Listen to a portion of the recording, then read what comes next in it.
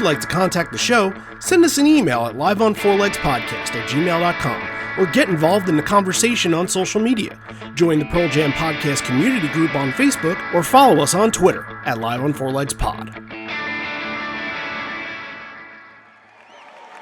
This is the Bridgestone Arena, yeah? Bridgestone? Is that like tires and shit? All right, let's burn some rubber. And away we go. You're listening to Live on Four Legs, the live Pearl Jam podcast experience, featuring Mr. Stone Gossard.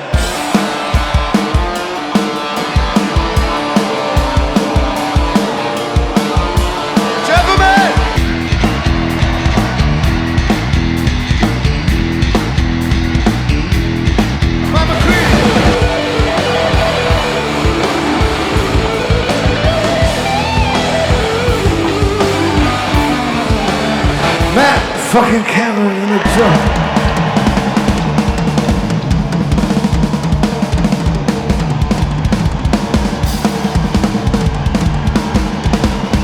Mr. Boom Gasper.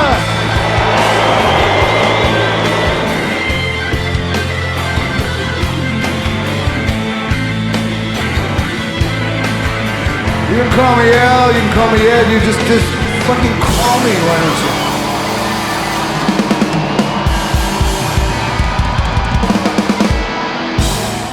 Hey everybody now, welcome to Live on Four Legs, a definitive live Pearl Jam podcast.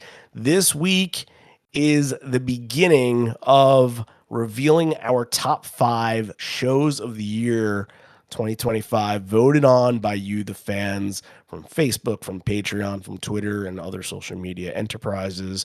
And this is exciting because we're not going to tell you what every episode is every week before you get the notification on whatever platform you're subscribed on. What's going to happen here is that you're just going to open up the episode, see that it's Nashville Night 1 that got number 5, and you're going to be like, cool, there it is.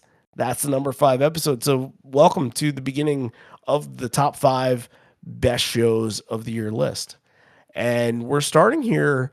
I love the fact that they went back to Nashville after a couple of years, doing this in 2022, because that 2022 show I thought was very good, but it was the atmosphere around the show and going to all of the places on Broadway and seeing all the people and stuff like that. It was just kind of like no other. It was like Vegas in a weird way. Like Nashville's really one of those cool party towns. When an event is happening there, everybody kind of congregates. And I think I said this at the end of the reaction episodes to, maybe it was night 2's show, that Nashville really, after these shows from this year, became the South's destination for Pearl Jam fans to go and see a show, in the same way that Chicago's the Midwest destination, that Philly and New York are the East Coast destinations, that Seattle is the West Coast destination. Nashville solidified its spot as the destination spot for the South this year, and that's why you guys have voted this the 5th best show of the year. And Javi was there. So let's jump right in. Randy Sobel over here, and the aforementioned Javier Herbas is there. And I was at that show too. Literally there. Yeah. Something that you were saying too that it really made me think, and what you were saying before, is such a fun atmosphere. Like the venue's right there. You have like live music all over the place. Every single place that you go, there's somebody playing, there's somebody strumming a guitar or singing a song. And I don't know, it was a very unique environment. It was a very unique vibe that area was providing to the venue and to all the fans that they were around, just waiting and hanging out before the shows. And I had a blast. It was kind of like a last minute thing, and I ended up like enjoying it a lot.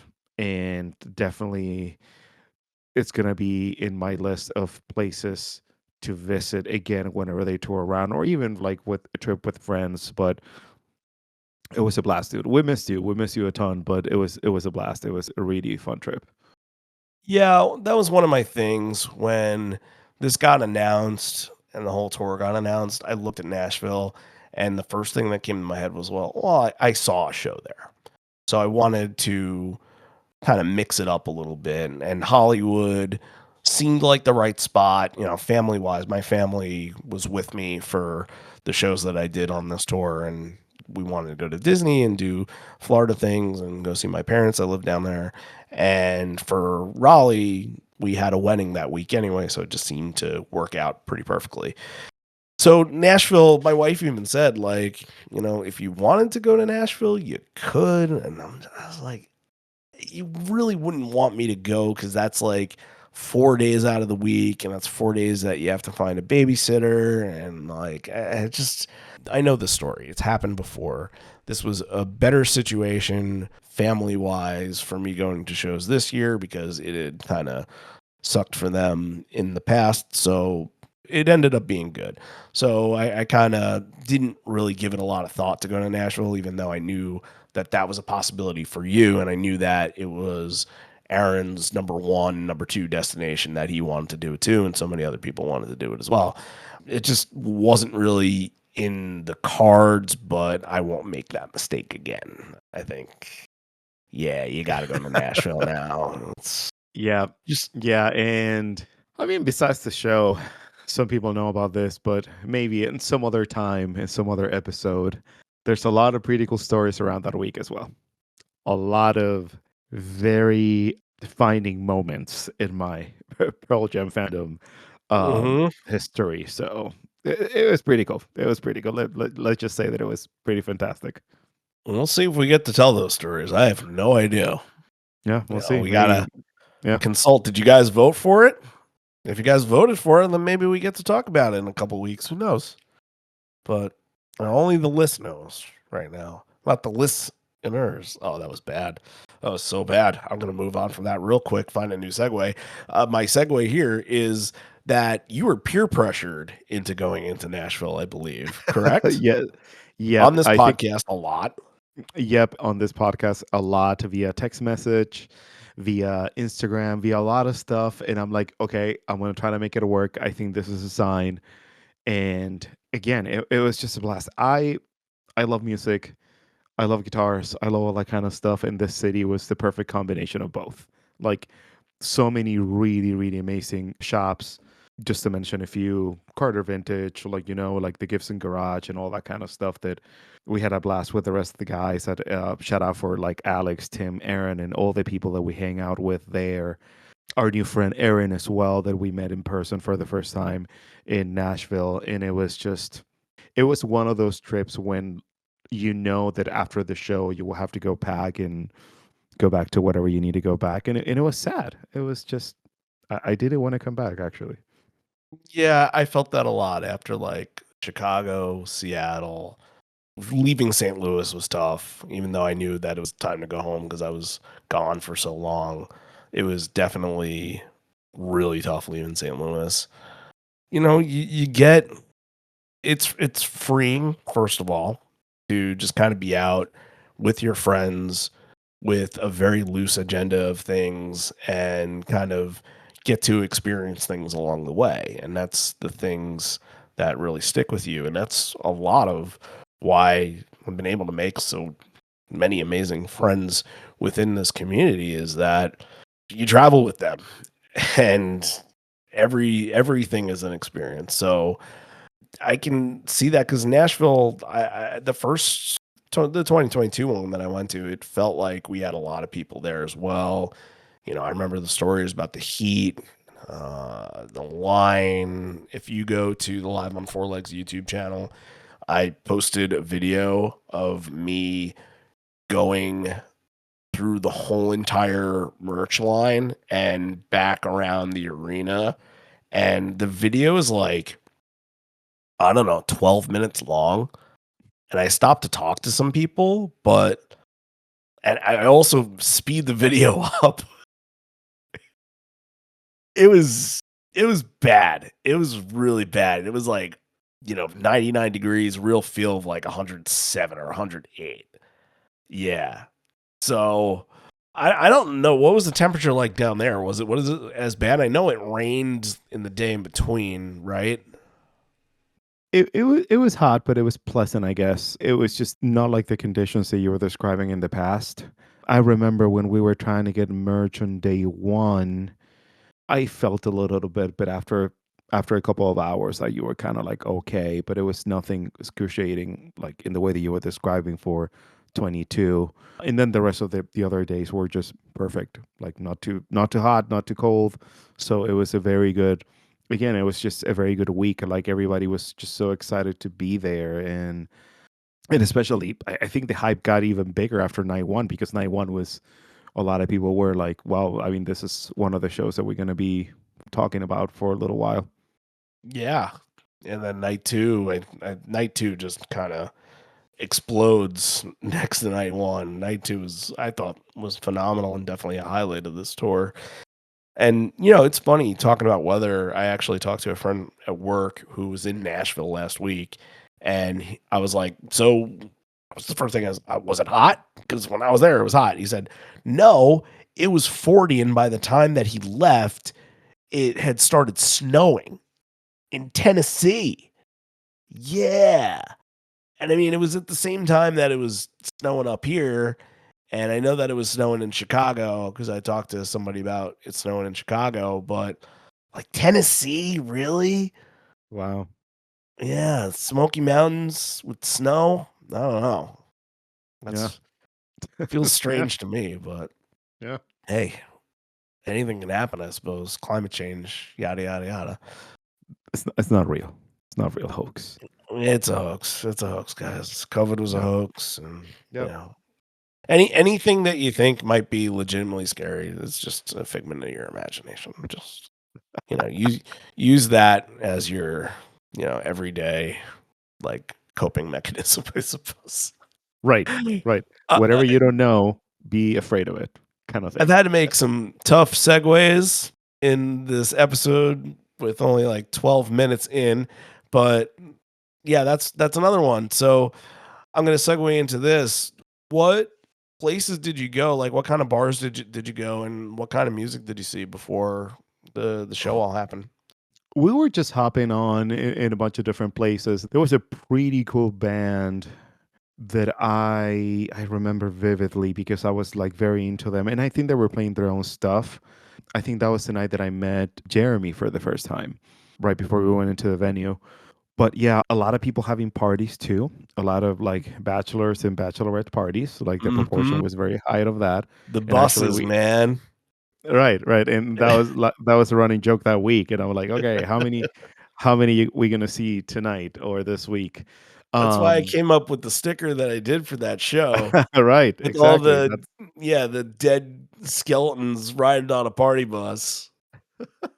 Not far away from reality after the show, especially. Right. Um, but yeah, there was always something trying to find places to eat and all that stuff.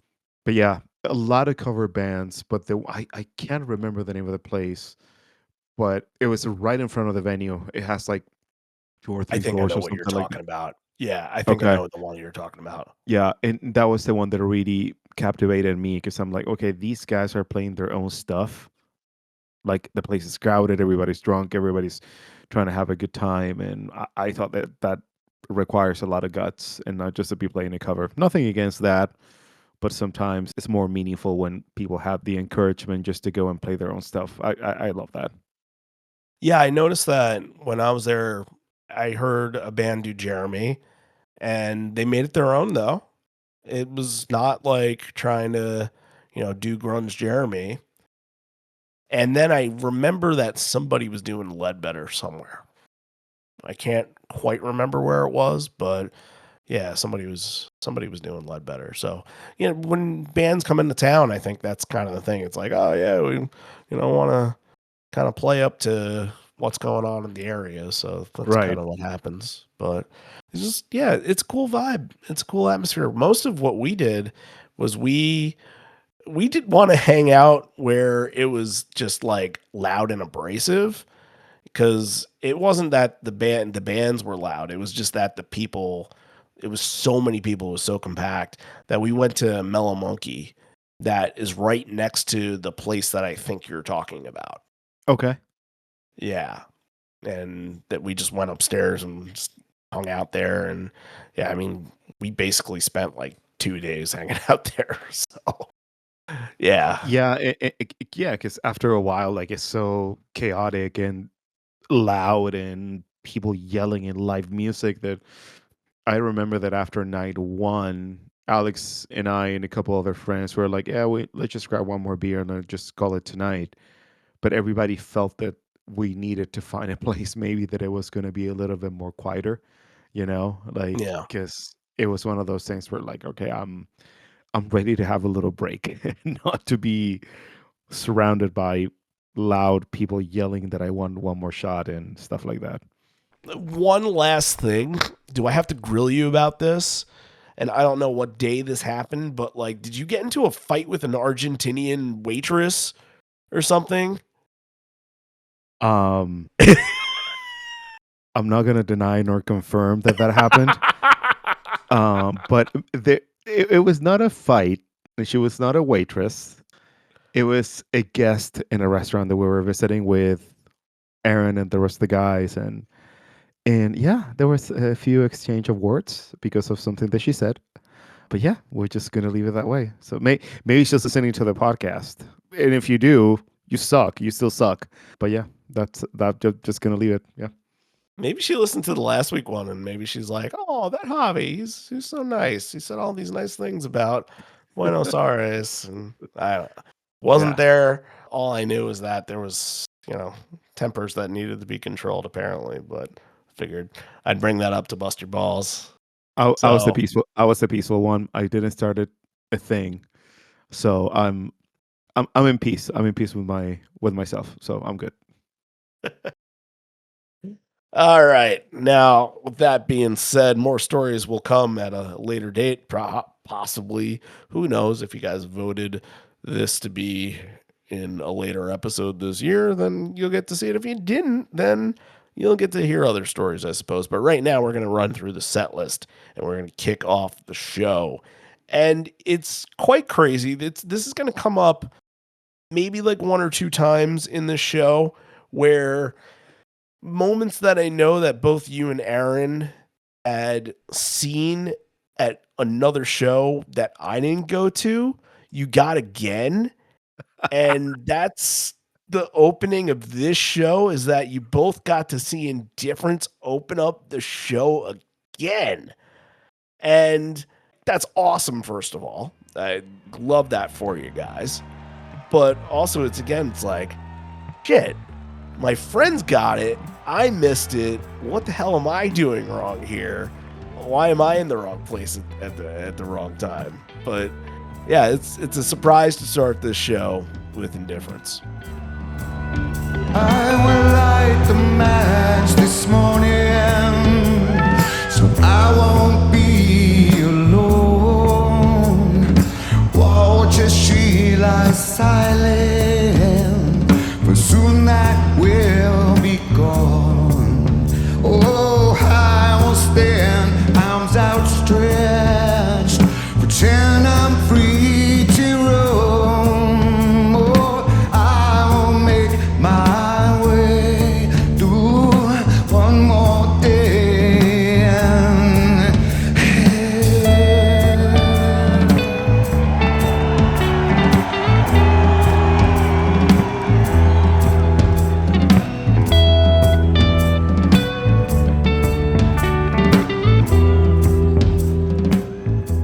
It is funny because I remember when we were at the show, we were like, "Oh my god, this is great." Randy's gonna be so mad about this. We were like thinking about that kind of like loud too. But yeah, I had the experience of having that opener in St. Paul 23, I think it was.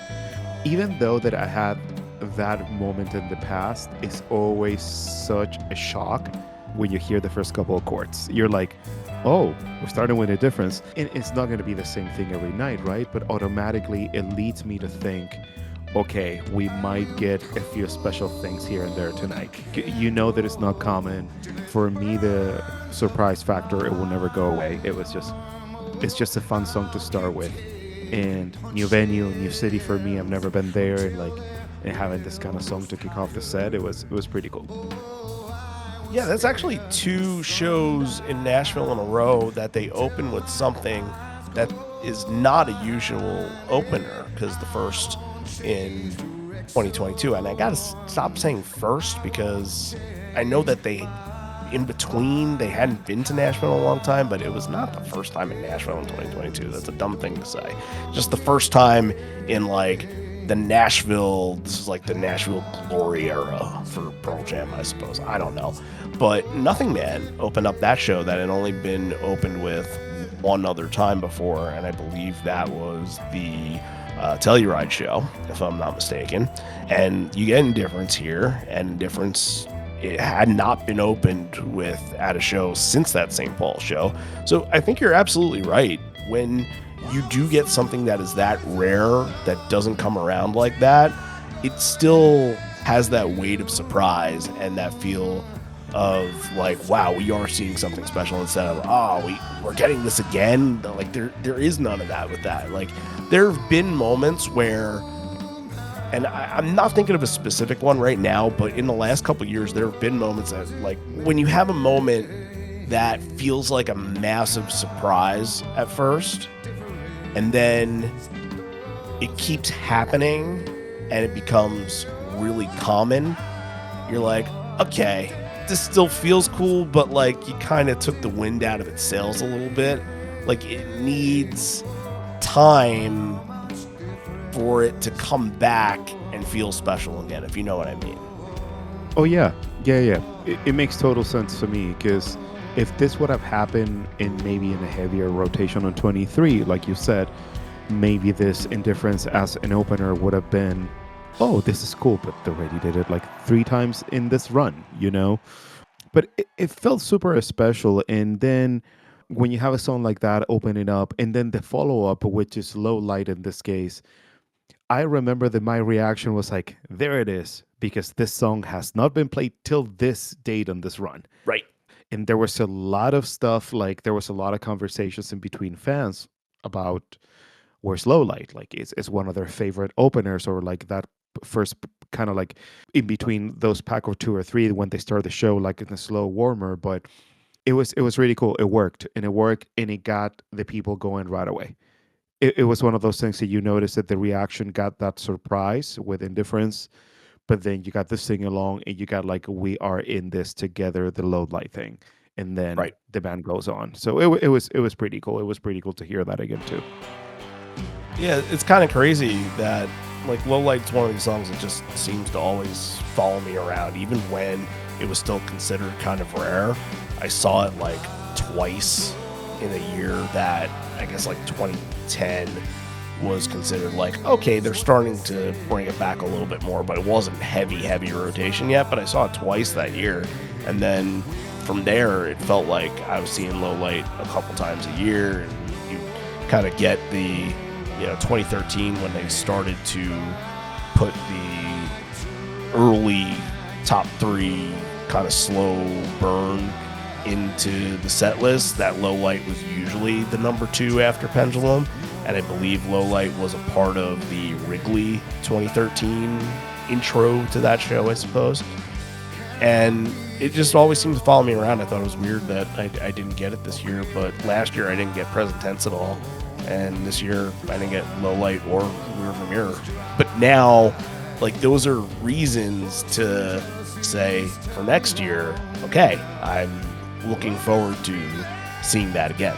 It feels fresher. So that's why it's always good for them to mix it up, because it can get that way. It can come back and feel fresh in the later days. So Ed sounds really good on Low Light. The vocal strength is just as good as ever at the end. And yeah, it's off to a good start. So Ed says, good evening. We hear you love music here in Nashville, and that's what we love doing best. So this seems like a good match. 2 songs in, I'm going to say I made a mistake in the set list. I didn't need to tell you that, but I feel like in this day and age, they say no more fact checking, and you can't trust anybody. But I want to be totally transparent and honest with the relationship that we've grown over the last many, many years. So this one's called Small Town if you want to join us. So, yeah, I don't know what mistake he made because if you look at the set list, Small Town is added in. Was the mistake that he wanted to add it in initially and then totally forgot to put it on? Did he not want low light there? I'm a little bit confused as to what the game plan was supposed to be, but look, it seems like he made the right decision and they got the crowd singing real early and there was nothing wrong with that. Yeah, or maybe the sing along was designed for Small Town to be the follow up after Indifference. Like Maybe. maybe they were flipped because I remember that there was the note. But yeah, that was kind of confusing when he was saying that. Like, I mean, okay, I mean, this is a really good start, anyways. Then you get the sing along with Small Town, and people were super engaged, and you can start to see like the band starts that feedback process where like, all right, we're getting your energy now. Now we're gonna start to get the tank a little filled up, and then we're gonna get the engines going in the next couple ones. And that's where we go into this part of the set, starting with Scared of Fear, Why Go, and Given a Fly all put together here. Now, the one that I want to spend a little time on here is actually Scared of Fear because last year I was thinking with the song and a couple of the Dark Matter songs that like it needed to take a step forward once they continued to play it because really early on the West Coast leg, it felt like they were a little hesitant with it. It felt like it just needed a little bit of a confidence boost that like it was just stiff. And it's one of those things like if you hear it, you hear it. If you don't, you don't. But I thought it felt stiff. And then when I saw it at Hollywood, I'm like, okay, it's loose. This feels like they're comfortable with the song. It feels like they're comfortable with their reactions. And just as an aside, Scared of Fear is not one of my favorite opening tracks of a record. It's probably in the lower tier of all of them. Nothing against the song, but like I don't know if this gets me going like Go, Breda J, Last Exit all do. But another big thing that I wanted to see out of Scared of Fear this year was I wanted it to get away from the rest of the Dark Matter songs. Put it in different points of the set that React, Respond, and Wreckage and Dark Matter don't have to follow it, and it can just be on its own, and it can find its own little niche, its own little home. And that's exactly what they did, and I think that reason alone allowed for it to stand out more. What do you think about that? Yeah, I agree. One of the biggest criticisms that I had over this song over the first run when the album was released, it was to be part of that pack. I felt that this song could be something more. And I remember when they released the YouTube recording, and I'm like, it's still not there for me. There's something missing, like the song feels a little disjointed. They definitely got it down.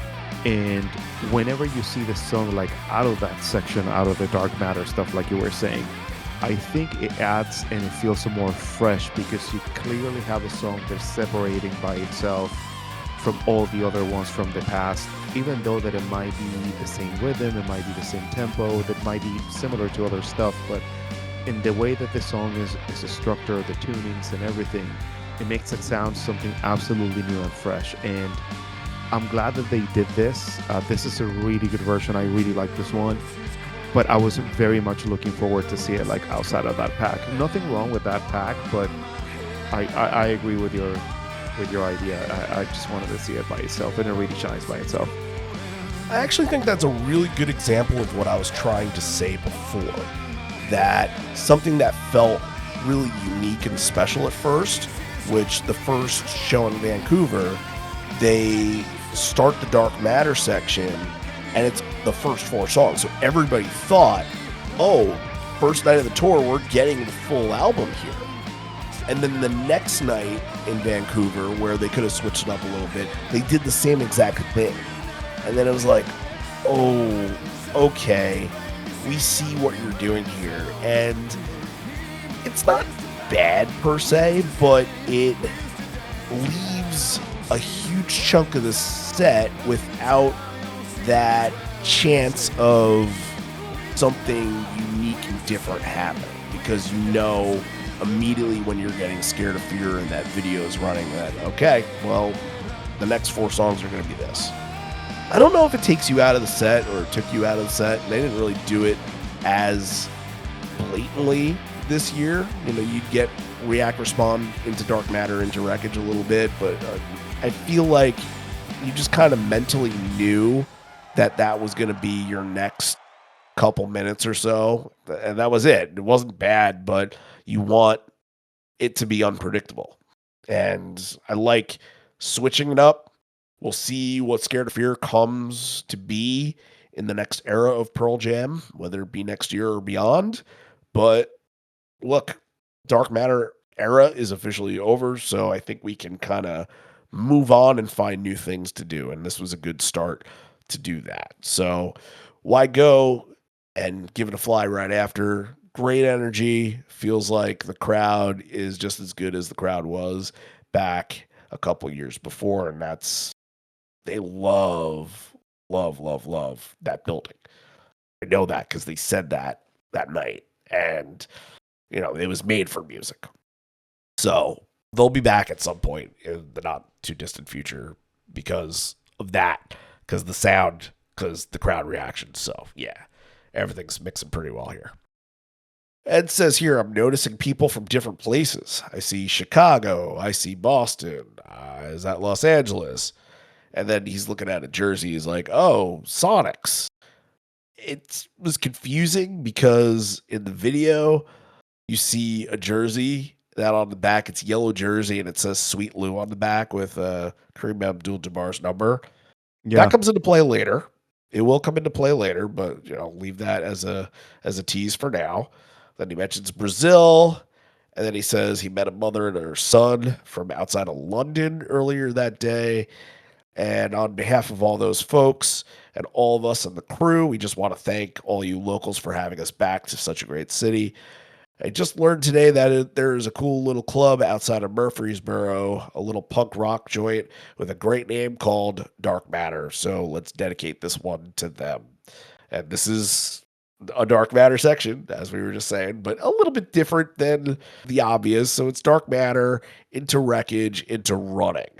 And I think I have a very similar point on Dark Matter that I do on Scared of Fear, because Dark Matter, I think, wasn't getting that steam that I expected it to. Once the album came out, you know, when the single came out, everybody was really excited about it. It's like, all right, we're pumped. Like, what do you got next? And then when the album came out, they're like, oh, well, we like Stevie and we like Upper Hand and we like Won't Tell and all these other songs. And Dark Matter just kind of became an afterthought.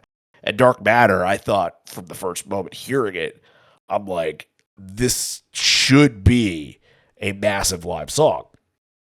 And it struggled a little bit, I thought. I thought that it wasn't getting the same kind of crowd reaction that I anticipated on getting.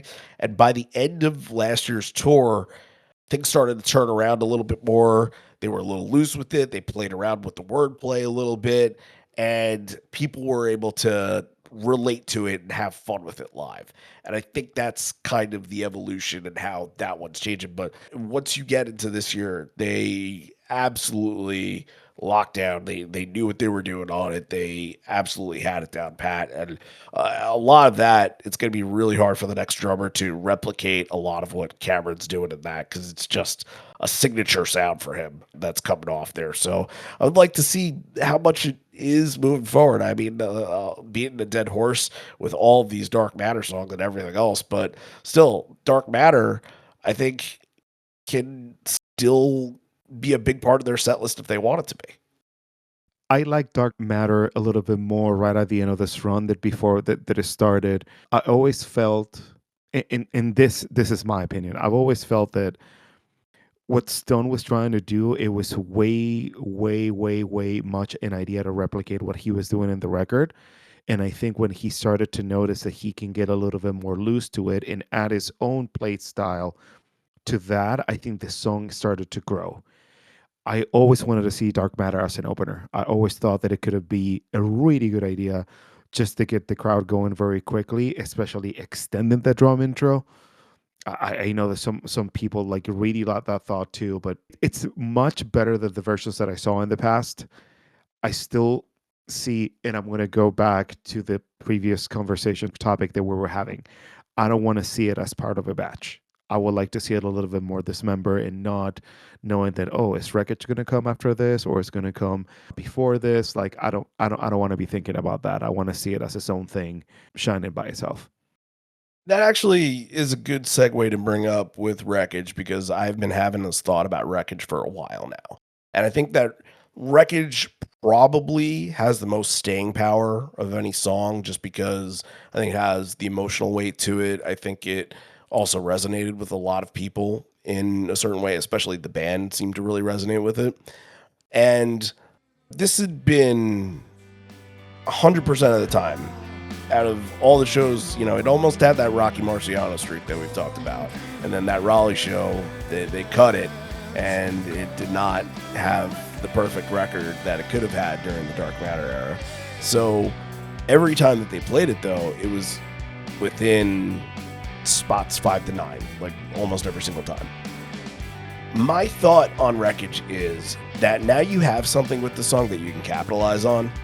And there's a section in this song that I think, like you were saying with the Dark Matter drum intro, that can be expanded on a little bit more. And that section is kind of when the holding out, holding on, like that little piece there.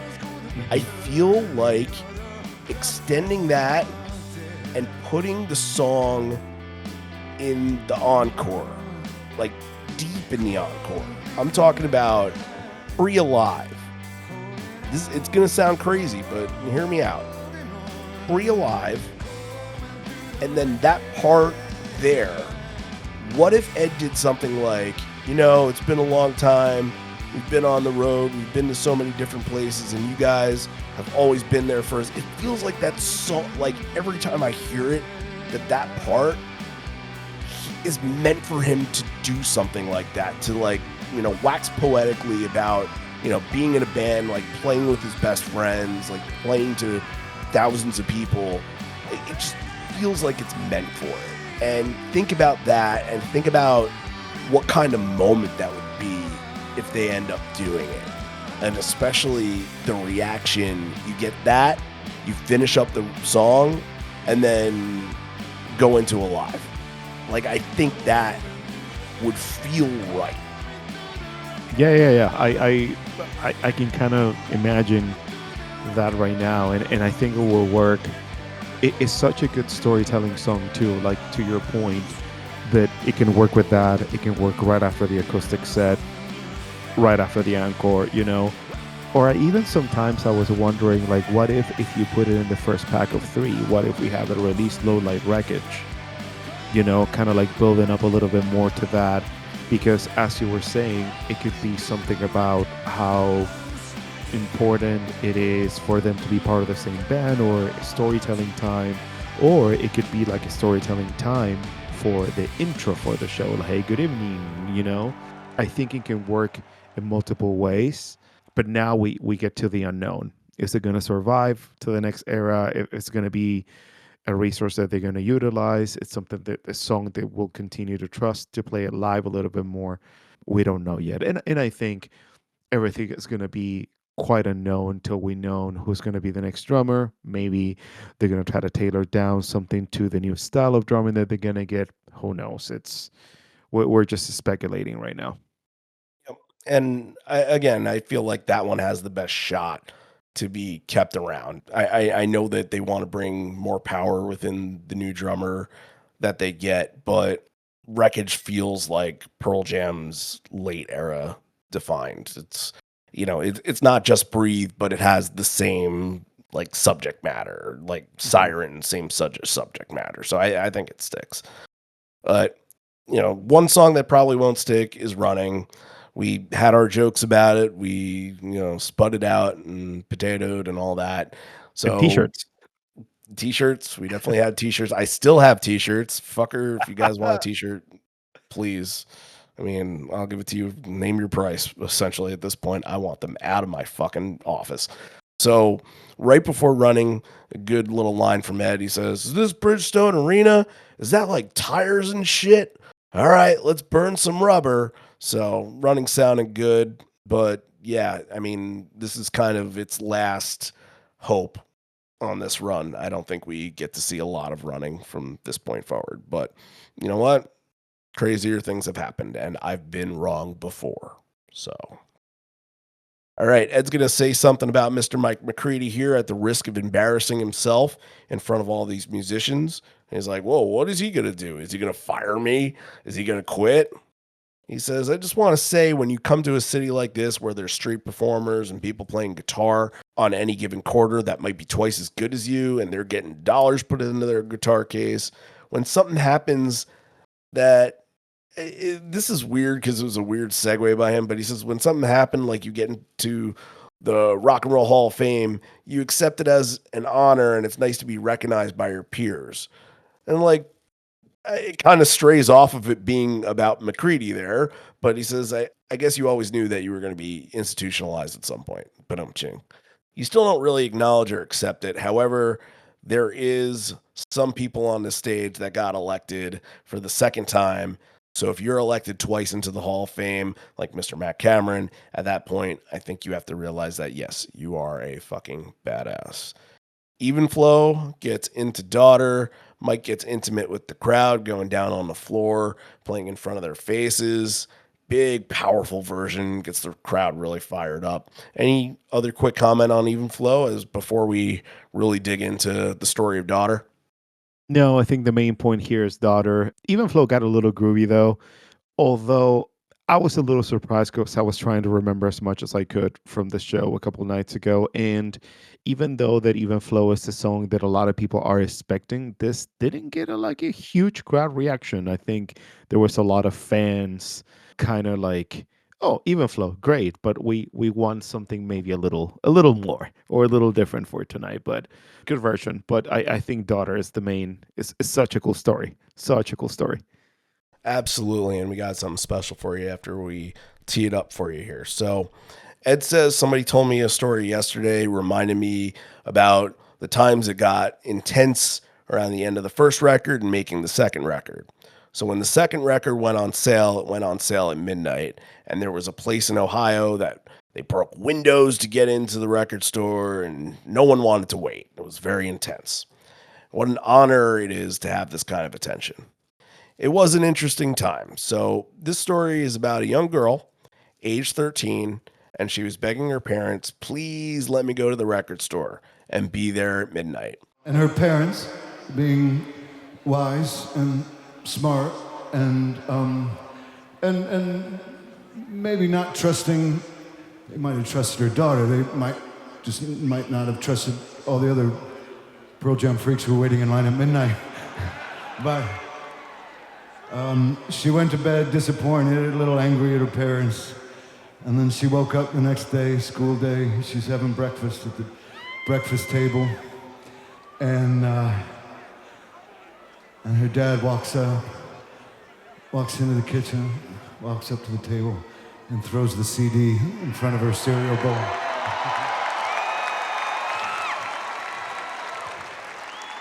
So, if you're out there and you're a parent, especially of a daughter, if you're a dad of a daughter, you know what a privilege that is. And that story really rang true and meant a lot to me. And to know that this woman Laura is here tonight.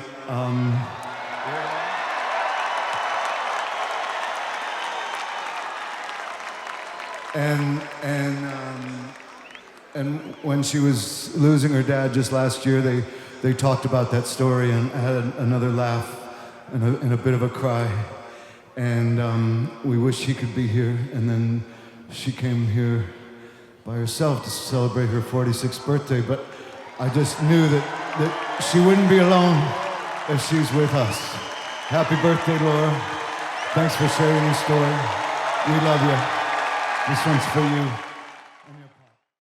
Well, I was able to find Laura, and I did a little super sleuthing. I asked some people around if they knew her, and I knew that, she was on Facebook and in the groups, and a dedicated fan for sure, but I had never spoken to her before. So her name is Laura Tulin, and I got to speak to her a little bit this past week. So she was happy to talk, tell a little bit more about the story. And I wanted to know, like, what was the process like, wanting to tell this story. And she was just like, I just, like anybody else, messaged the 10 Club a couple days before the show, didn't think anything would happen.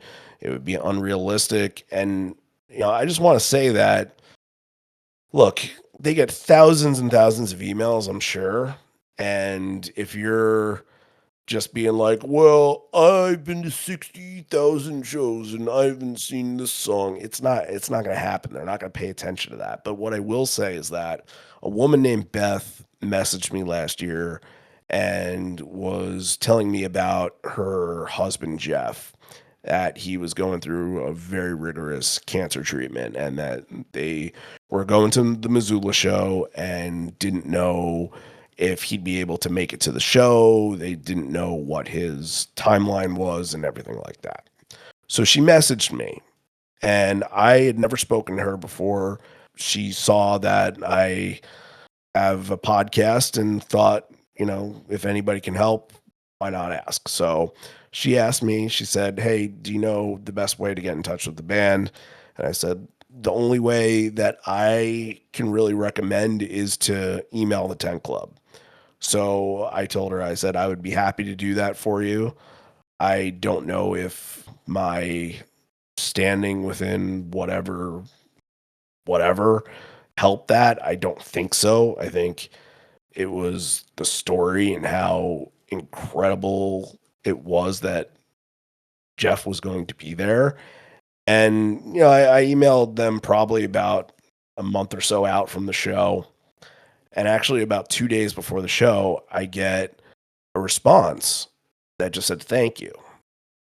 I'm like, oh, okay. It's like, thank you with like, smiley face emoji or something like that.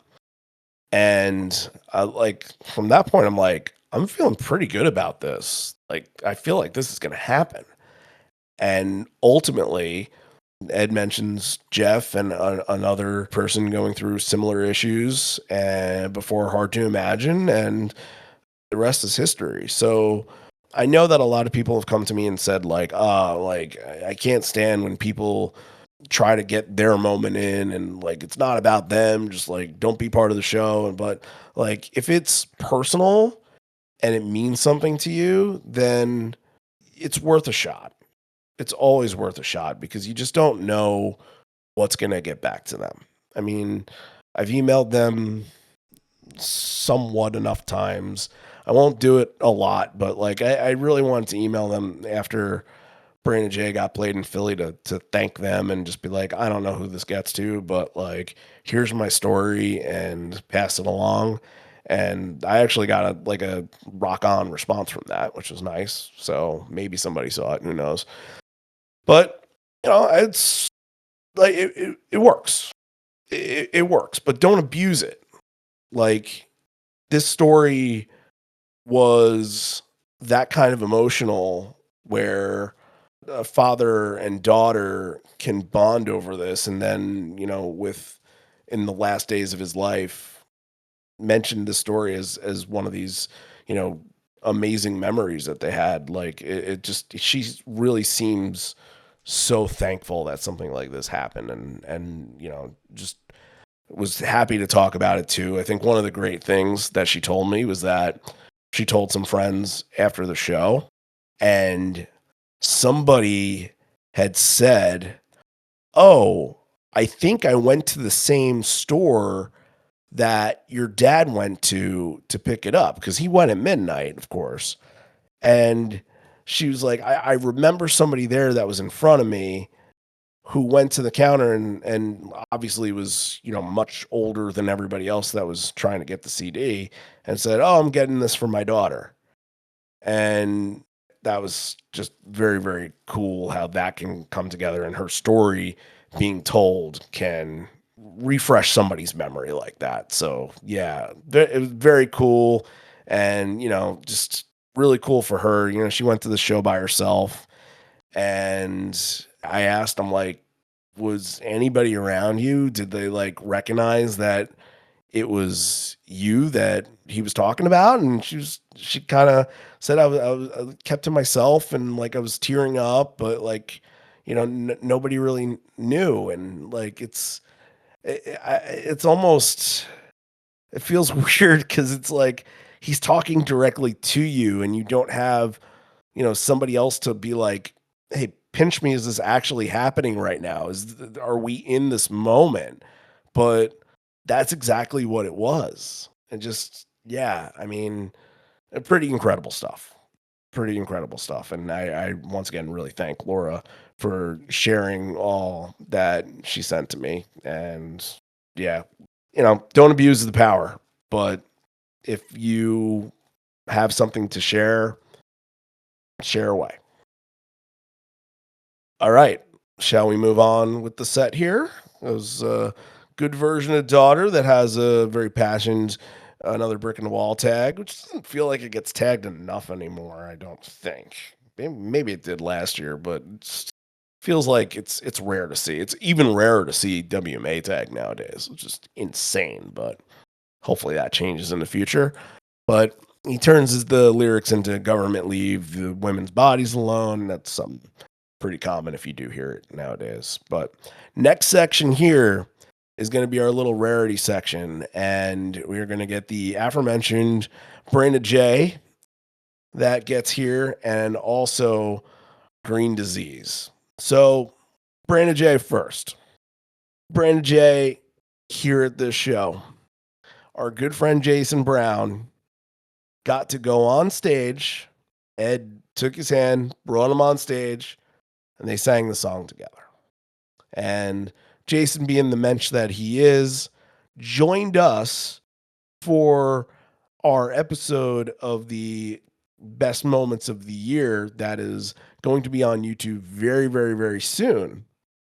And we're just going to let the story all go. There's going to be two parts of the story. So we're going to share the Brandon J part, and then later on, we're going to share another part to the story. So here's Jason talking about his moment with Ed on stage.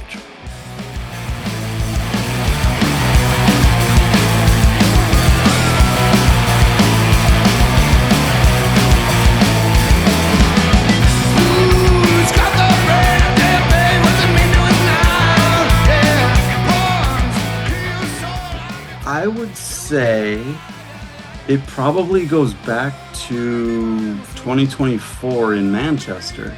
Okay. Because I was wearing a Pat Hughes is a National Treasure t-shirt, and he took notice of it and wanted to take a selfie while he was on the stage, leaning back, and I'm standing kind of behind him and on his cell phone. So I would think that would probably be one of the defining moments that led to, well, to 2025.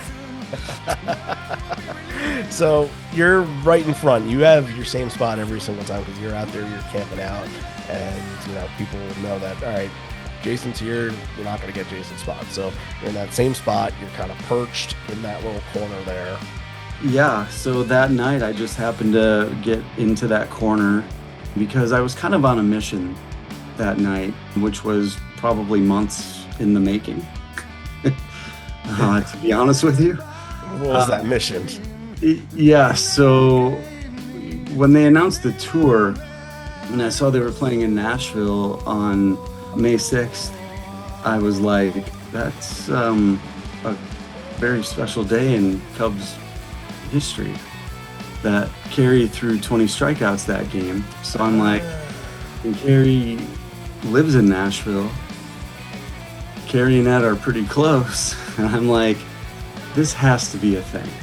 And if not, I'm going to make sure it's a thing because I'm going to make it a thing. So I already had a plan. I was wearing my Kerry Wood is still my favorite t-shirt, which he is in my top 3 all-time favorite Cubs. So I had the t-shirt, I had the Kerry Wood jersey.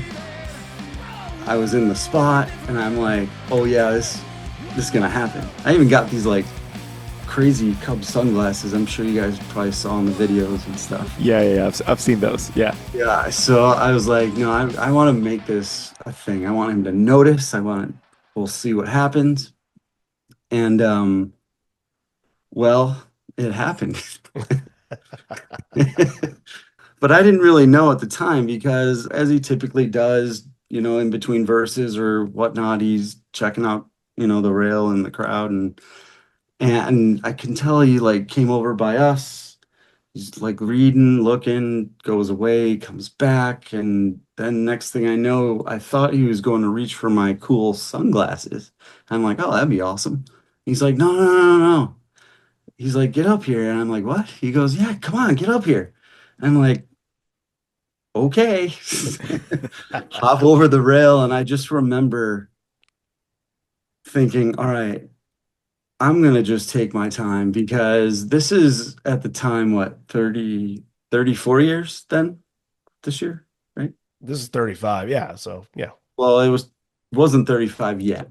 Right. Correct. Yeah. So 34 years of fanboying over this and decades of dreams of having this kind of moment was about to happen as I'm going step by step by step, while also thinking, go slow because you don't want to trip and make a fool of yourself, right?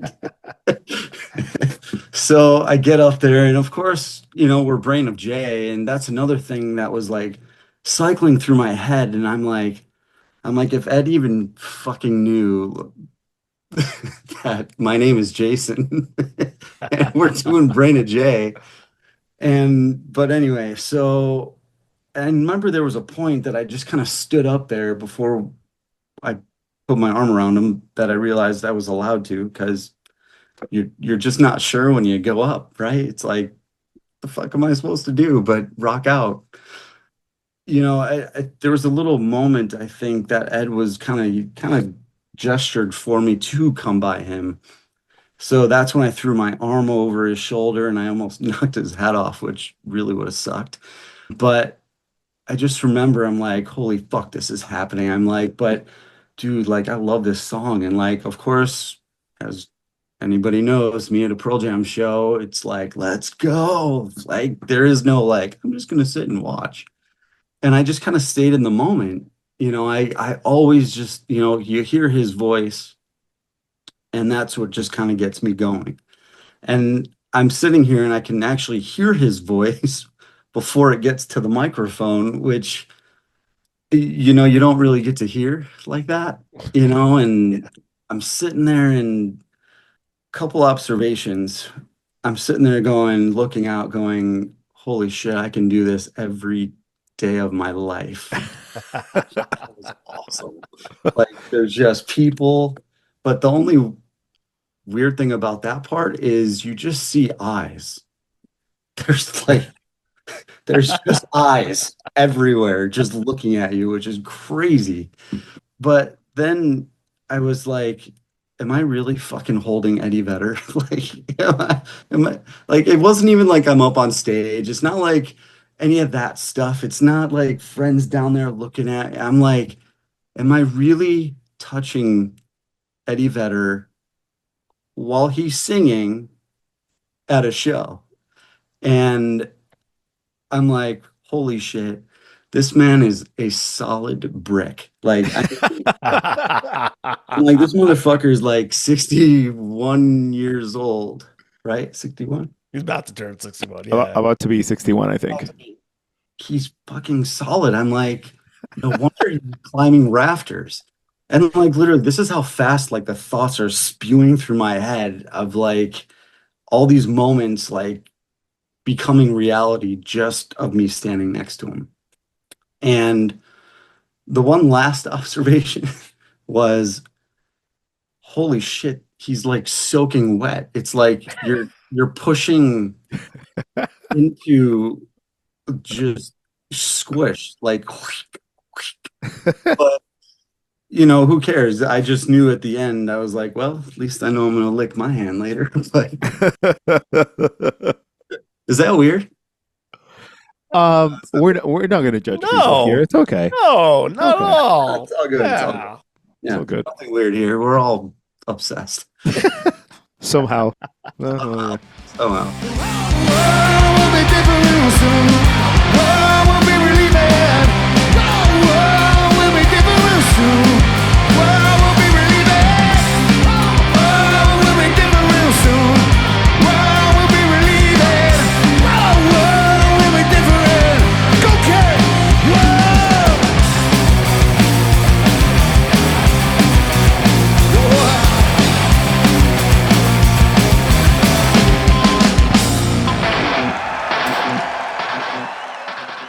Amazing stuff. Thanks again, Jason. Really appreciate you. And that's not the last time we hear from you because these stories are just phenomenal. So, Brain J sounds terrific. How can it not? And yeah, that's definitely a big time moment from this show. And then we get into Green Disease.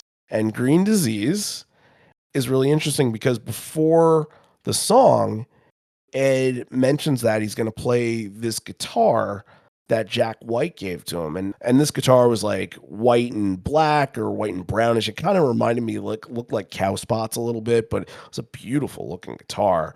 What, I see you smiling there. So what about this guitar, talk about it. Like, what is it? And yeah, all the details. Yeah, I was surprised to see something like that. But for the guys that they have been following, actually, Jack White, he had a collab with Fender. So they released a couple of models last year, the Triple Caster in this Acoustasonic that it looks kind of like a Gretsch, a gentleman guitar. It's very unique. But the Acoustasonic, like the name says, you could play acoustic guitar, but also electric. So I was happily surprised to see something like that on stage, and it sounded great. It is a really unique instrument. I really hope that we can see it more a little bit of a heavier rotation from now on. But it sounded great for the song that it was used this time. So why not? And a little bit more that you got to say about Jack. This is really interesting too, because he makes a point to say this, and he says Third Man Records is obviously, Nashville, and it's not just in Nashville. There's a couple other places for it. I think there's one in Austin. I think there's one. Oh, where was the other Detroit. one? Detroit. Thank you. Detroit, Because yep. obviously he's from Detroit, so that makes a whole lot of sense. But he says, do you want to know the secret about having a quality product and making money? The secret is that you won't make money, but you'll make people happy.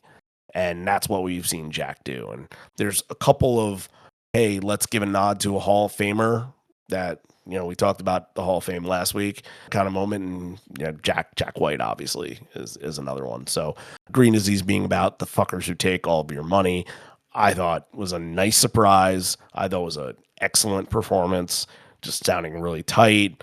Compared to the Chicago one that we went to a couple of years ago, that one sounded like it was a wee bit unrehearsed or over-rehearsed or tight, but like this just sounded like it was right there. It sounded like it could have been in the Riot Act era. It's a disease and we're all green. Enemies from them being a satiation with occupation. And like weeds, we're peg leaves, stealing life from what's they need. The way they have more, but still they take more.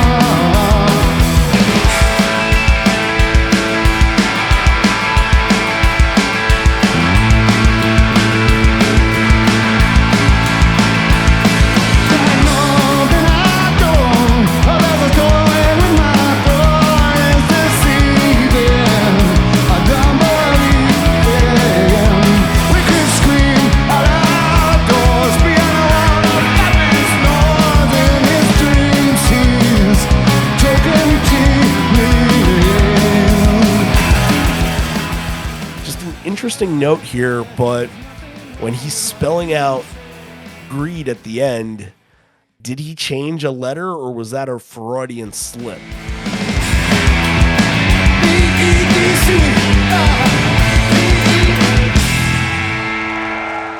I think we have a theory that it was a C instead of a G. Uh-huh. It kind of sounded that way. Yeah, it does. Yeah.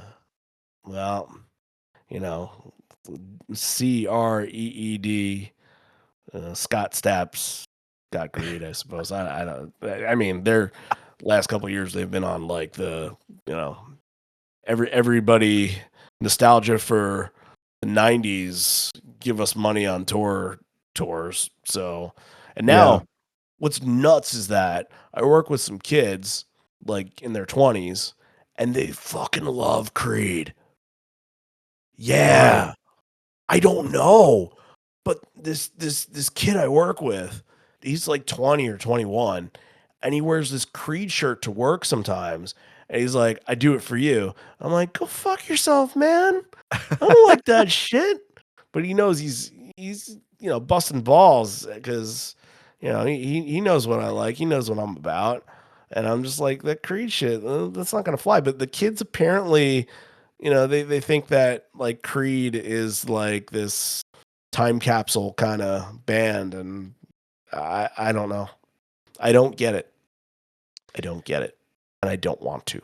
So Yeah, no, I don't. I wouldn't pick Creed as a time capsule band or something that it will have to be rescued in a time capsule after no, everything disappears. I will yeah, keep disappear. them underground. Creed, Nickelback, Kid Rock, and the list go on and on. But yeah, I don't. I don't. Yeah, I don't. Yeah, it's just not my thing. Just not my thing. Yeah. Yeah, it's not a lot of our things. So there was actually an argument about Creed in our group on Facebook this week, and somebody was like, "I don't understand that people don't like them." Well, people are allowed to not like stuff, True. you know. So anyway, moving forward, next two here, Jeremy and Got to Give. Jeremy sounds great here. Everything you expect out of Jeremy with a big crowd. But I think Got to Give is really kind of the point that we got to get to. And Ed mentions before getting into it that I don't know if it has been played or maybe just one time. Like, I don't know if he plays coy about this stuff sometimes. He had to have known that they did play it twice.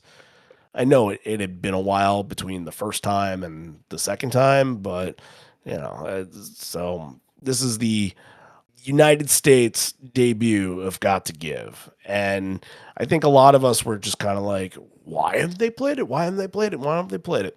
And right off the bat, I know the reason. It sounded really rough, this version. Stormy seas behind your eyes, the dark moon is setting on the kicking skies. Wherever settle, there's no compromise for you. Castle fall and turning into sand. The high tide is crumbling all the rocks they fear. They'll never go believe a single word they said about you. Josh is playing an acoustic guitar on this, and it's so off-putting, and it's so weirdly jangly, and I think it's out of tune, first of all. You can speak to that better than I can. That was my idea too, because this song is half step down just to make it fit Ed's voice a little bit better. And I remember when I was at that show and I was listening to the recording again. Yes, one thing, the jangly, it's very, very annoying to hear, but then the other thing is like, is this guitar in regular tuning that somebody didn't do their job and give him the right instrument? Because halfway through he changed it and it got fixed. But yeah, at the beginning you're like, and you noticed, like at least I can see it when the band is uncomfortable, when everybody's kind of like, something's going on, but they have to continue to play the song. And you got a lot of those looks like, who's not doing the right thing here?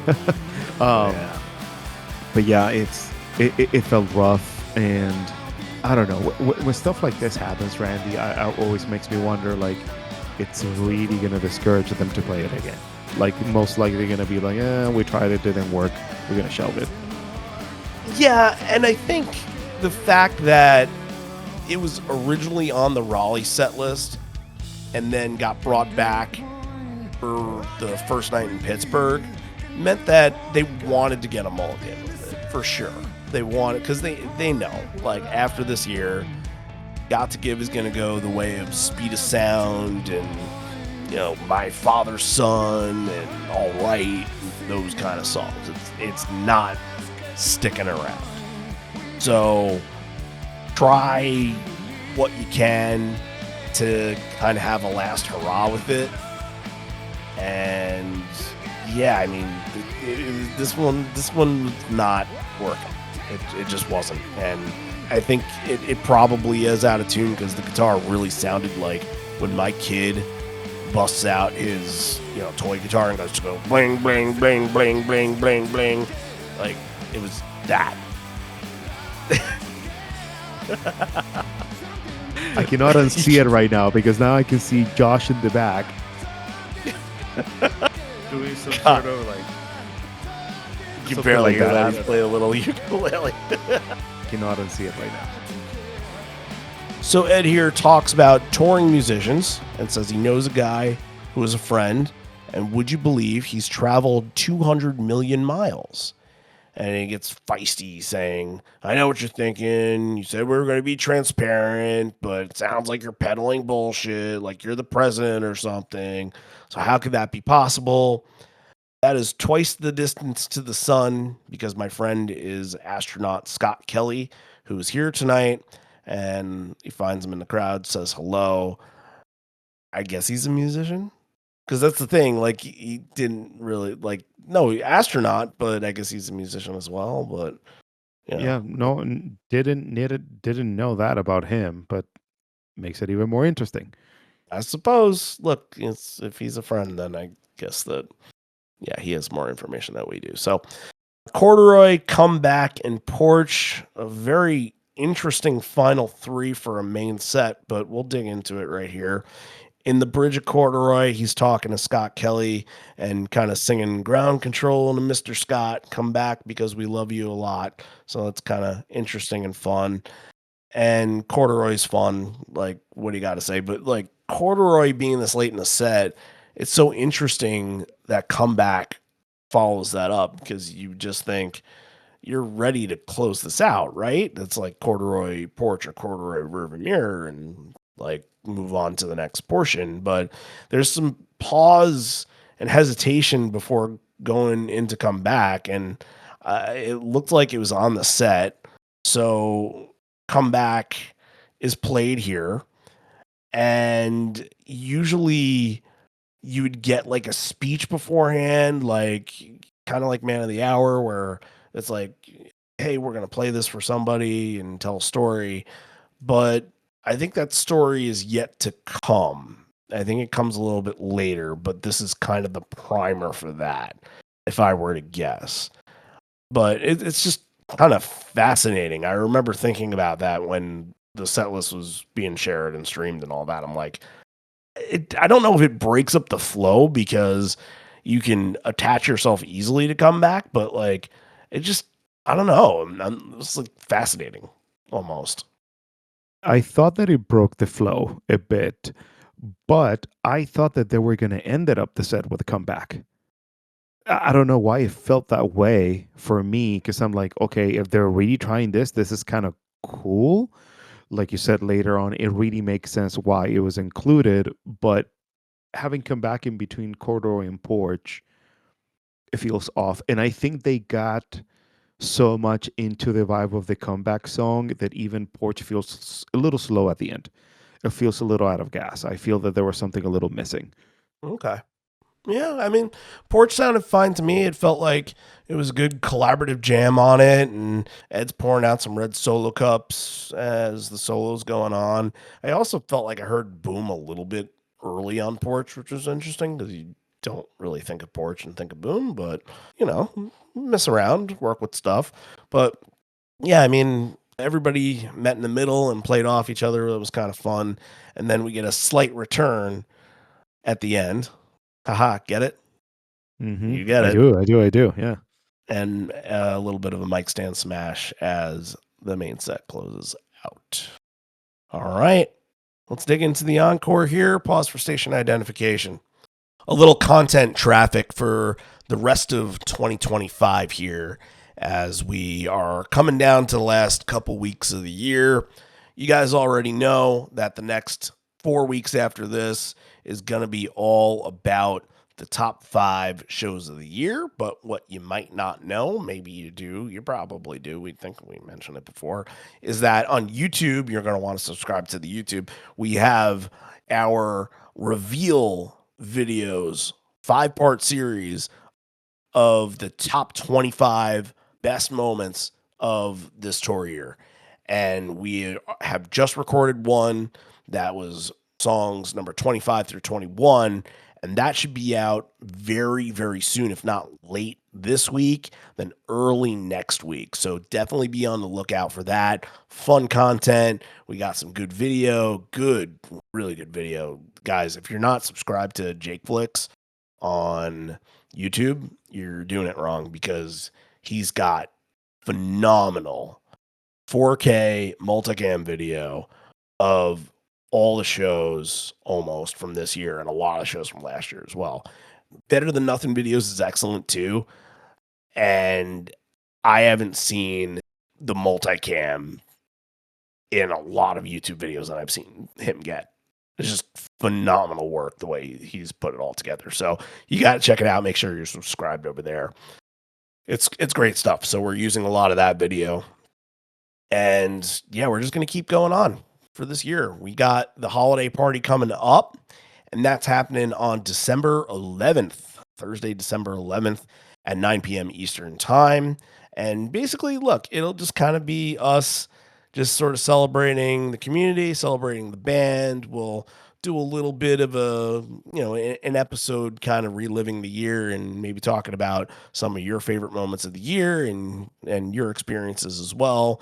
And we'll just kind of keep it loose and keep it fun as we usually do, and maybe play some games and stuff as well. So if you want to get involved in that party, just make sure, if you're on Facebook, make sure you find the invite in the podcast community group, or just send me a note wherever, liveon4legspodcast@gmail.com if you want to email, and we will send you a link for the Zoom when we are ready to party. So we got like a month for that to come up. So just things that are happening, content that's happening this year. It's going to be a sprint to the end, and I'm really excited to get to all this. It's just feels like a happy time. A lot of the summer and a lot of the early fall just kind of felt like going through the motions, but like now it feels like we're back to agendas again. It feels like we're back to the fun aspect of this podcast, and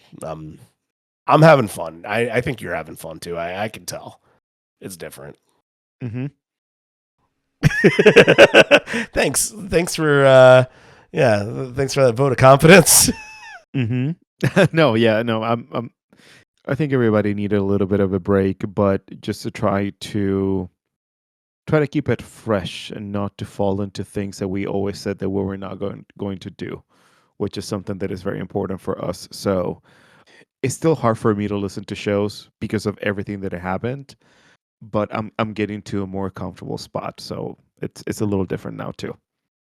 There's always going to be some kind of sour spot for 2025 in a way, but I still get a joy listening to these shows. So I'm happy to do all this stuff. And look, going back to what Ed said in this show, it's all about quality. And if we weren't going to give you something that was going to be our best quality, then you guys didn't deserve that. You guys deserve the best quality content.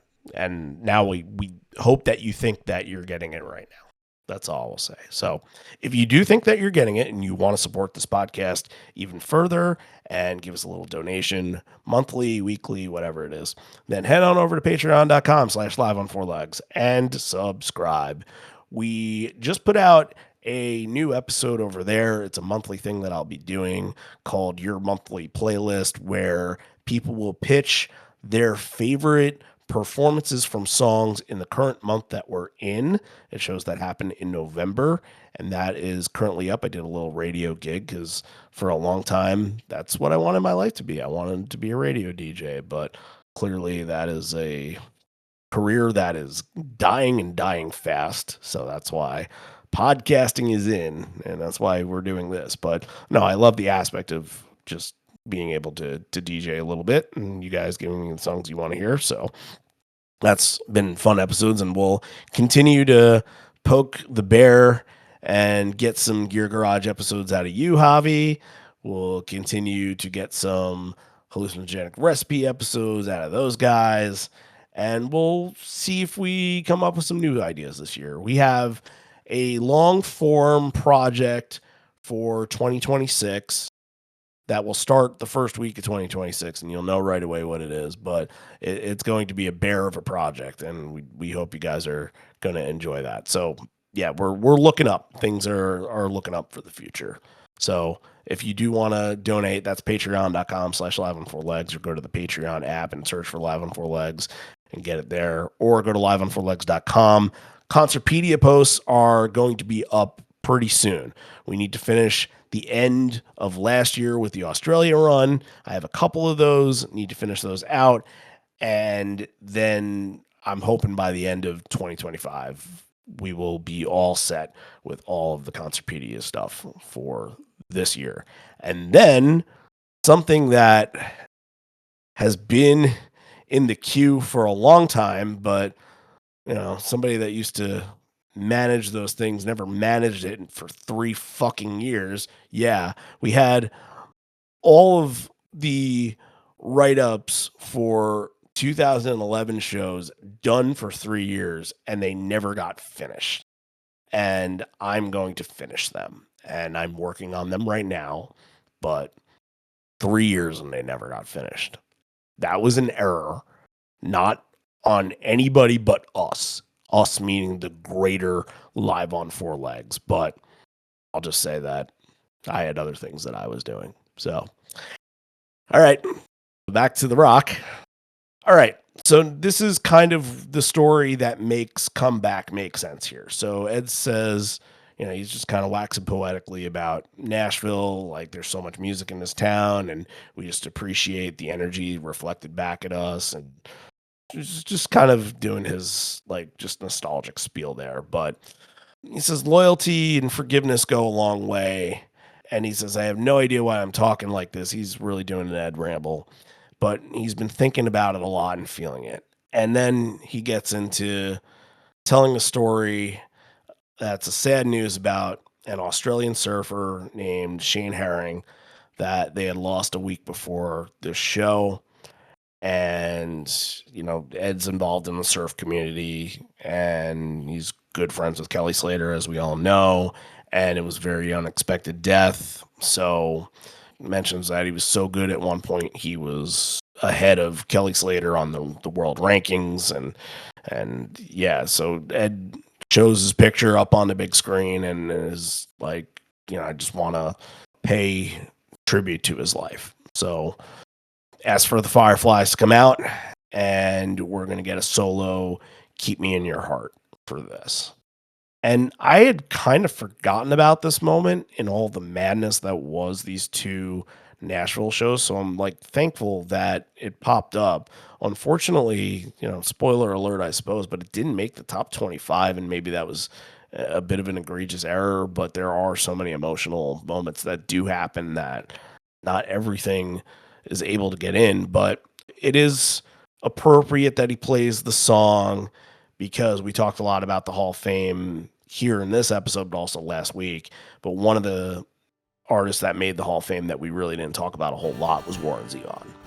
And going back to David Letterman is the bond between Pearl Jam and Warren Zevon, because going back to that 2017 induction, you can hear him passionately plea the powers that be that, someday I want to be standing up here inducting Warren Zevon into the Hall of Fame. And it took 8 years for it to happen, but the injustice has finally been taken care of, and Warren Zevon, even though it is the influencer wing, it still counts. So his music is really important, and once again, David Letterman just absolutely crushed the induction speech. I think even in some cases better than Pearl Jam, because it was just so deeply emotional. That story, I'm gonna share something here. So the Letterman moment where Warren goes on Letterman's show and says, I've cancer and it's not expected that I live very long. And Letterman's like, well, what do you do from here? And he says, I'll just enjoy every sandwich.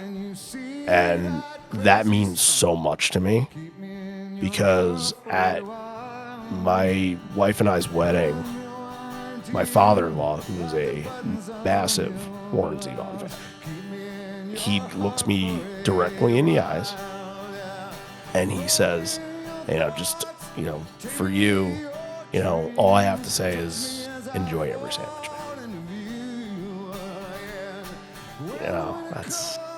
And it got brought up in the speech, and that left. Yeah. My wife watched too, and it was highly emotional. Right, it's a pretty good connection of something meaningful for you guys. So, yeah, it's a good way to live for sure. Yeah, I'm glad that he finally got it in. It was very long due, and now he's in the spot that he deserves. Absolutely. And the performance is beautiful. That's not one he busts out very much at a Pearl Jam show. He'll do it solo a lot. So when you do get it, it is meaningful, and you do see lots of pictures of Shane in the background. So, yeah, a good connection between this and Come Back into the show for sure. Keep me in your heart for a while. Yeah, Lord, keep me in your heart for a while. Keep me in your heart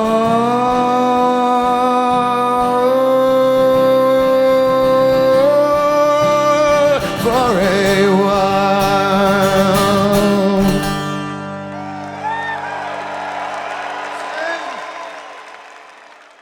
Next section here is going to be Setting Sun into Do the Evolution into Rearview Mirror. And during the, kind of after the intro of Setting Sun, something catches Ed's attention, and he says, we have to stop the song, and says we can't talk about the fragility of life and play a song while somebody's on the ground. We're having another situation here, and I won't get into it. I don't like it, but all I'll say is that you guys really need to know your limits and take care of yourselves at these shows. Eat, hydrate.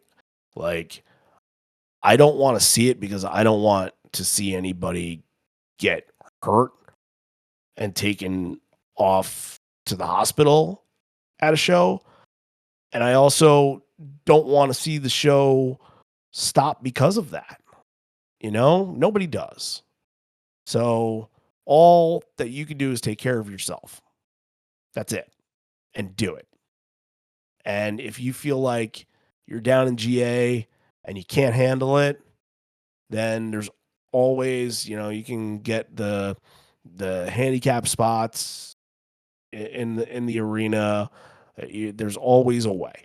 There's always a way to get by it. So, it happened a couple other times on this tour, and they have to really kind of set the song up again. They kind of redo it, and it reminds me of Upper Hand in Florida. They had to fully redo Upper Hand. It's a tough situation to be put in, and hurts momentum a little bit. But did you feel what was your take on that while it was going on? Yeah, well, you want everybody to be safe. That's the most important thing, right? Although, with that being said, I'm glad that whatever happened got under control. But you really lose momentum, and you really lose the kind of the environment and the atmosphere the Setting Sun is going to create, because it has such a beautiful intro that it really sets you up for something, when the song is going to be played. But then when it gets interrupted and then gets started again, you're like, you lose something out of the performance that is not there anymore. It's still beautiful. It's a beautiful, beautiful, beautiful song whenever you can hear it live. But once you miss that continuity from the intro towards the end of the song, I think it just loses the purpose. And now within that, I think we found the reason why they wanted to open up with it in Raleigh was that they wanted to go play it uninterrupted. I don't know. That could be a far yeah. stretch, but yeah, it's tough.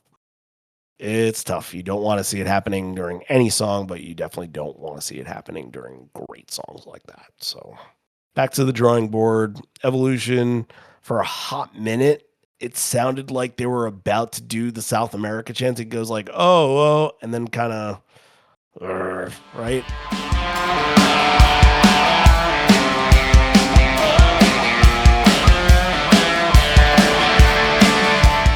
Yeah, I got my hopes very high for a second, but then I'm like, no, it's not going to happen. Not going to happen, but, just do it. We'll follow along. Again, it's not that hard. It's not hard. Yeah. Yes, we all know how to whoa. So do it. Yeah. It's just whoa in a different language. Whoa. Yeah. All right. Rearview mirror. Another like unexpected one in this moment. Rearview mirror, when Porch is played at the end of the main set, you usually think, all right, Rearview mirror is off the table for this. But Rearview mirror had an unexpected run in Nashville because of what happened on night 2 as well. That was really unexpected. But you usually think Porch being played, you're not getting Rearview mirror here. So what was your mind going through when you did? I'm like, are we gonna get weird stuff at the end? Like this is unexpected, kind of like middle of the encore. Even though that is good, I prefer to have the RVM with the extended jam. I think it leaves a little bit more to me, like the song can be very direct, but I don't think that song works without that very long version. I mean, we covered Argentina last week, and that show has one of the best RVMs that we have done in a while. So I don't know. The bar got set pretty high after that one. So when I heard this, got a really good memories back. But I prefer the longer version. I do. I totally agree with you. I mean, this one was just kind of zipped right through. Good intensity, straight to the point, but not a lot of messing around, not a lot of experimenting. I guess when you get to that point in the set and you have a song that usually goes within like 6-7 minutes, you have to find ways to, still utilize it to its best advantages, but not maybe what you're totally maxed out on. So, yeah. All good. You get it again. So, try 2 will be much better than that for sure. All right. Getting towards the end here. Alive, Baba, great moment. Ed's shouting out, we're a collective. Look at us. We're all still alive. And Ed's got his sequined Harry Styles jacket on. And that's kind of fun here. During Baba, I believe Jeff is using his 61 Fender jazz bass, the one that he got back from the Seminole tribe in Hollywood. Mm-hmm. So that was fun to correct. see. Yeah, that was fun to see. There's such a big connection with songs that are seminal for the band. So yeah, it was cool. And again, it's like the lights are on, it's party time. And Right. Jeff was wearing the He's wearing the Sweet Lou Lou at that point. Mm-hmm. Yeah. So it all comes full circle there. But that's not the last Jersey story. That might not be the most important Jersey story because now we're at the end of the show, and Jason, who we heard from before about Brandon J, he's holding up the Kerry Wood jersey, and Ed takes it from him. And then something's going to happen during Watchtower where Jason got to drink some wine out of a shoe that you get to see. And it's kind of crazy, but he does it. And, he talked to us about it. He talked to us about the whole thing. It's actually an amazing story. So let's play it for you right here and see what you guys think, because that was something. So after the up on stage moment, I had my jersey on the rail towards the end of the night, I'm like, I wanted him to see that I had a Carey jersey also, a Wood jersey. And I'm holding it up, and I can't even remember at what point in the show, but definitely towards the end. I think lights were even on. He goes, "Oh, Carey, give me that." Comes up and swipes the jersey out of my hand. No joke. Puts it on. I'm like, all right, that's badass. I'm like, cool. All right, Ed's got my jersey on. This is awesome. Like, cool. And he took it. Like, he never gave it back. I'm like, no big deal. Like, he'll give it back, right? Nope. Motherfucker just fucking walked off stage. Maybe part of the collection headquarters right now. Right. But I'm like, I mean, yeah, if I'm gonna lose a jersey, yeah, Eddie Vedder, yeah, awesome. But I don't have my Kerry Wood jersey anymore. And like, isn't that kind of like a bro code thing? Like, like men don't steal men's jerseys kind of thing. Like men don't. Ernie Banks took Ed's glove and said, "I like it, so I'm going to keep it," and then walked away. So maybe he was just kind of like, "Oh, well, if Ernie Banks can do it, maybe I can do it too." Well, yeah, yeah. I mean, I guess it's Eddie Vedder. I guess he can do whatever the fuck he wants, really. But then there was a shoe. Amy's shoe, yeah, shoe wine. Yeah. It must have been really that good if you forget. It wasn't. Let's just say I'm glad it was alcohol to kind of burn away some of maybe that was going in my mind. Whatever it was. I mean, whatever it could have been, whatever. I mean, I'm still here to tell the story, so we're good. Right. Yeah. But the story does get better, though. So a good friend of mine now that was a new friend of mine this tour, who I met in Atlanta, his name is Matt, another huge Cubs guy, huge Pearl Jam fan. And he was with his son, Tillman, in Atlanta, and Tillman he brought a sign that wanted to hear a wish list, and they were kind of second row, a little off behind me, and they started to play it. So I run and grab him, bring him up to the rail, give him his moment with Ed and all that. And I think he got a tambourine that night, if I remember. But then it formed a wonderful friendship throughout. So now fast forward to night 2 of Nashville. After my life changed, forever changed after May 6th. So we're about 10 minutes away from the band to come on night 2.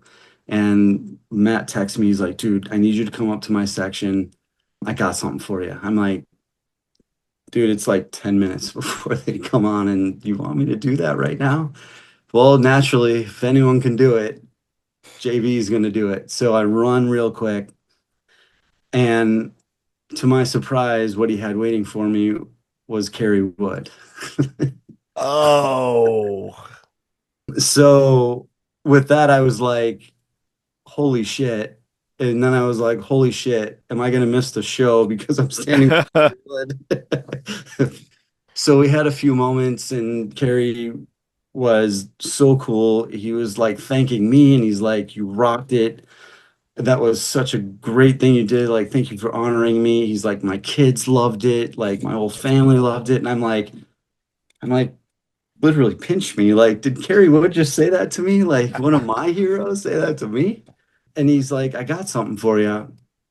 And it turns out he gave me a signed Kerry Wood jersey that says, awesome. "Keep on rocking, Kerry Wood." And I was like, holy shit. What do you even say now, right? And he also gave me a Hall of Fame t-shirt. When he got inducted to the Cubs Hall of Fame, Obvious T-shirts made a t-shirt for him, and he gave me one of those with it. And he's like, "This is just really to say thank you." And I'm like, "Kerry, thank you. You really didn't have to do that." And he's like, "But most importantly, I got this for you because I felt bad that Ed stole your jersey." And I'm like, exactly. Yes. Kerry Wood gets it. Kerry gets it. So we had a nice moment about that, and we're going back and forth. He's like, "Yeah, guys don't steal guys' jerseys." I'm like, "Exactly."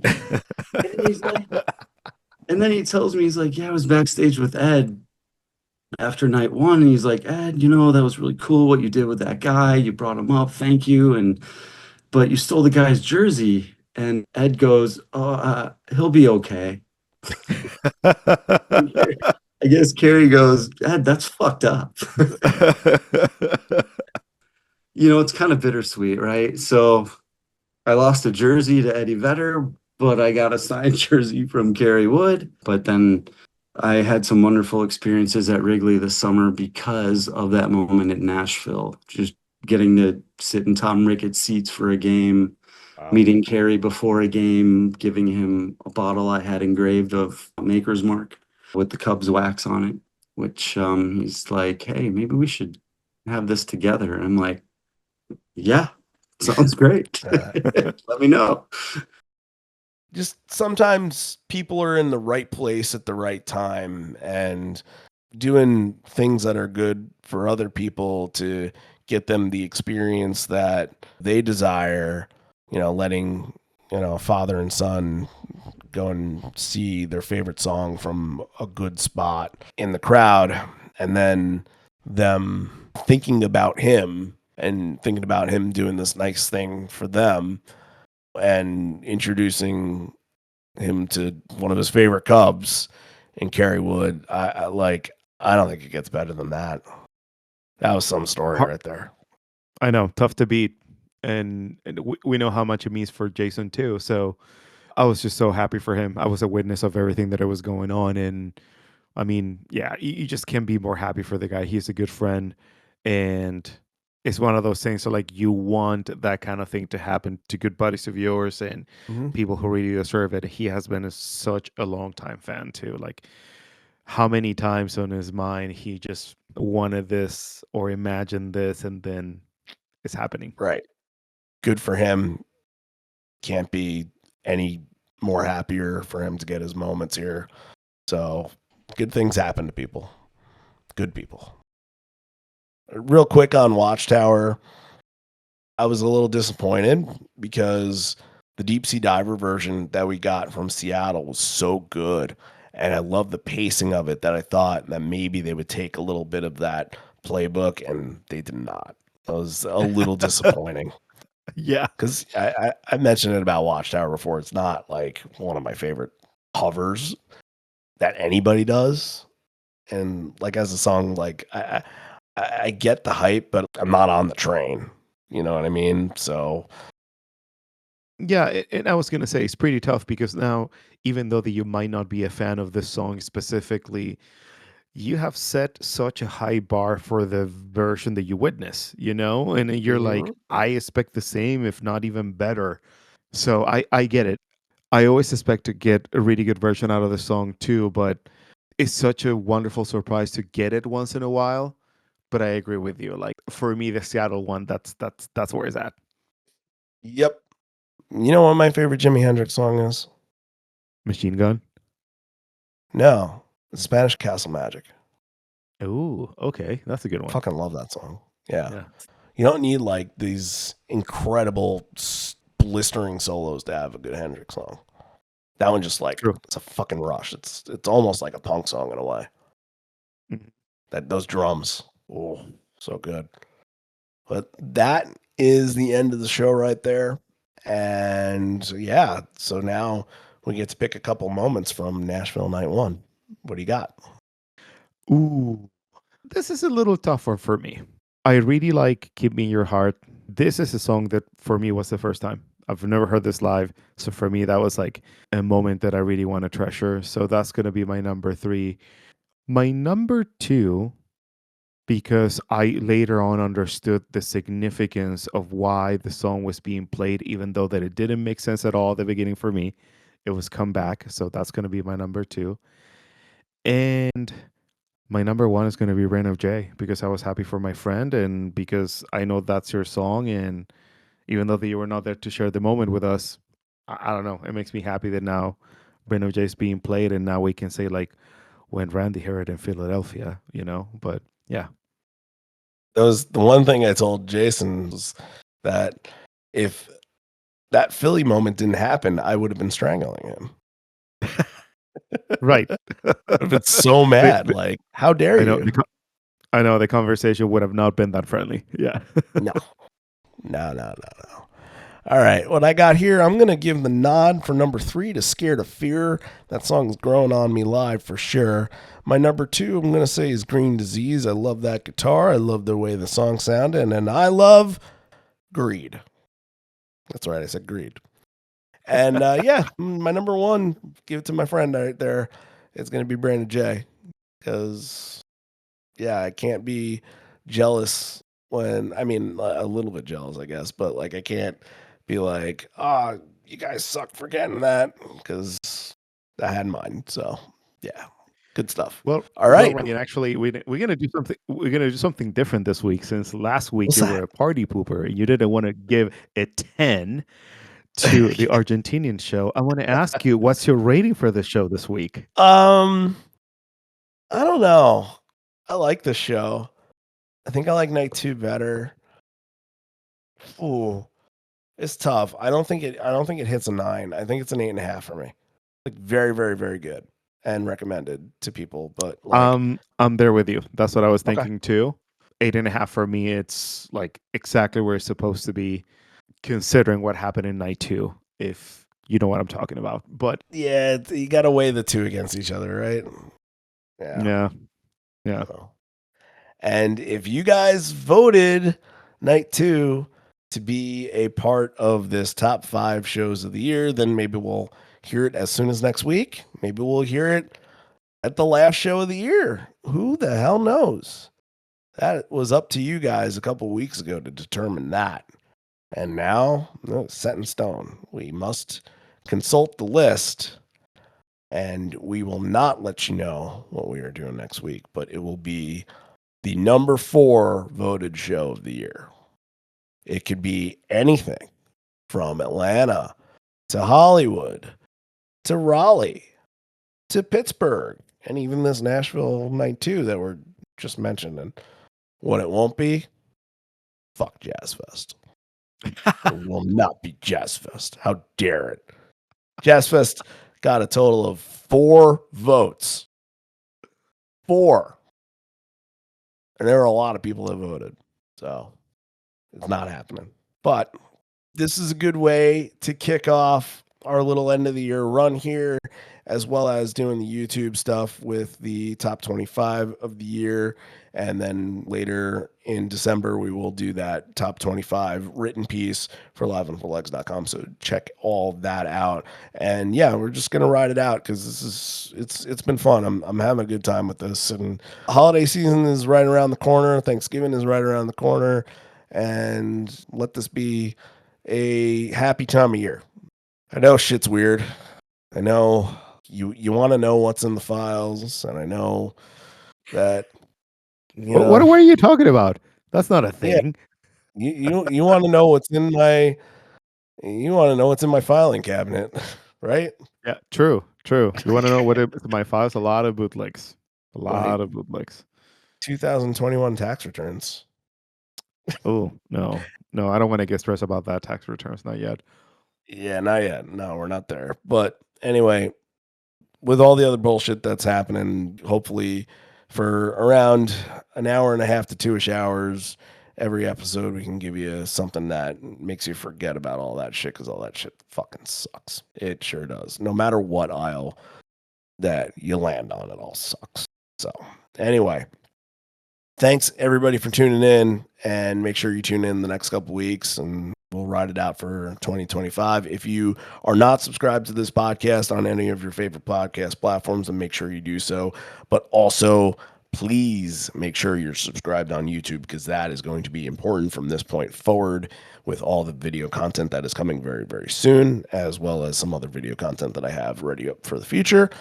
And also, if you're on any of these platforms, make sure you like, comment, subscribe, whatever it is, to help us out and give us the visibility and work within the algorithm, so other Pearl Jam fans can see us and they can see your comments that let them know that you guys are enjoying what we do. And we really appreciate everybody that comes back to us. A lot of good comments on last week's show. So just want to thank people for sharing all that. Like we never, like I always kind of end the show. I'm like, yeah, we did good. Pretty good. I feel like we got more like this was great comments than the last couple weeks. So Agreed. I'll take that as a good thing. So we'll just ride on the momentum right there. And yeah, we'll bring it into next week for that unknown episode at this point. So let's say goodnight. This may be the end. We're here, but not for much longer. And although we may be parting ways, miss you already, miss you always. So tune in. We don't know what it's going to be. We'll just consult the list and let that happen when it comes into your notifications next week, whether it be next Wednesday, whether it be next Thursday. That's another thing. Just roll with the punches on that. We're not sure about the dates right now, but either Wednesday or Thursday from this point forward, one of those, you'll be safe. Don't get scared if it doesn't come out on a Wednesday. It is coming out. We'll be on track for the rest of the year. That's for sure. So until then, the unknown number 4 episode, number 4 show of the year. Until next week, we will see you on the pod. See you next week.